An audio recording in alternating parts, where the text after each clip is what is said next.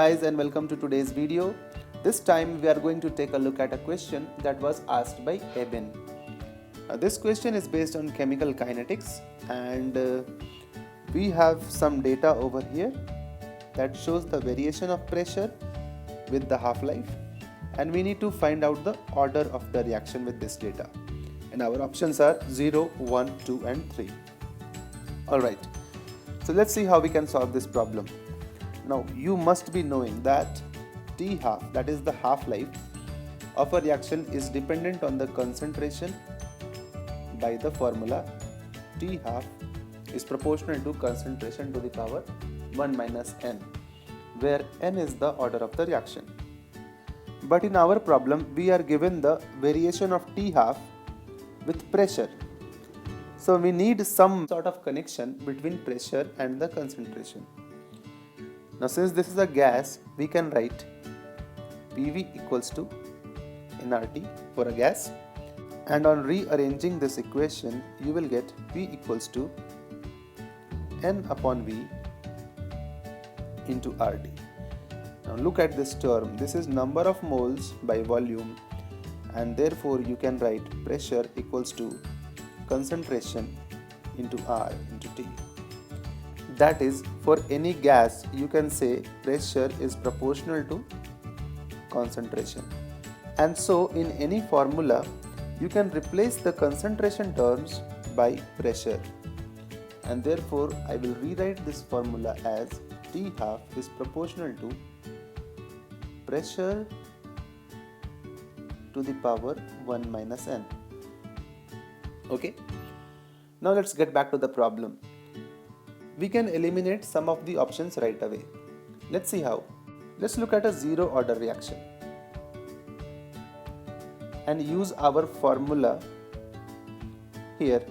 Now for a zero order reaction, n equals to 0, so T half will be pressure to the power 1 minus 0, and therefore T half comes out to be proportional to pressure. This means that if you increase the pressure, the value of T half should also increase, and our data suggests that when I double the pressure from 50 to 100, the T half has actually decreased, and so 0 cannot be the answer to this problem. Alright, what about the first order reaction? Now you know that for a first order reaction, T half is independent of the change in concentration or pressure. You can also see that by the formula here, T half is proportional to P to the power 0, and therefore T half should not change if the order of the reaction is first order. And from the data we can see that this is not the case, and so 1 cannot be the answer to this question. So there are only two options now possible, that the answer will either be 2 or the answer will be 3.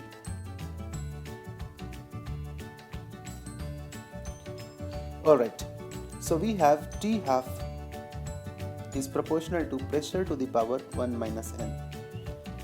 And if you recollect the data, I'll write it over here. When the pressure was 50, T half was 3.64. And when I changed the pressure to 100, T half became 1.82. What you see here is when I doubled the pressure, the value of T half actually became half of the original value.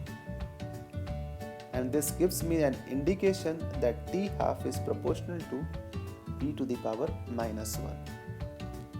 Therefore, we can write 1 minus n equals to minus 1, and on solving this the answer comes out to be n equals to 2.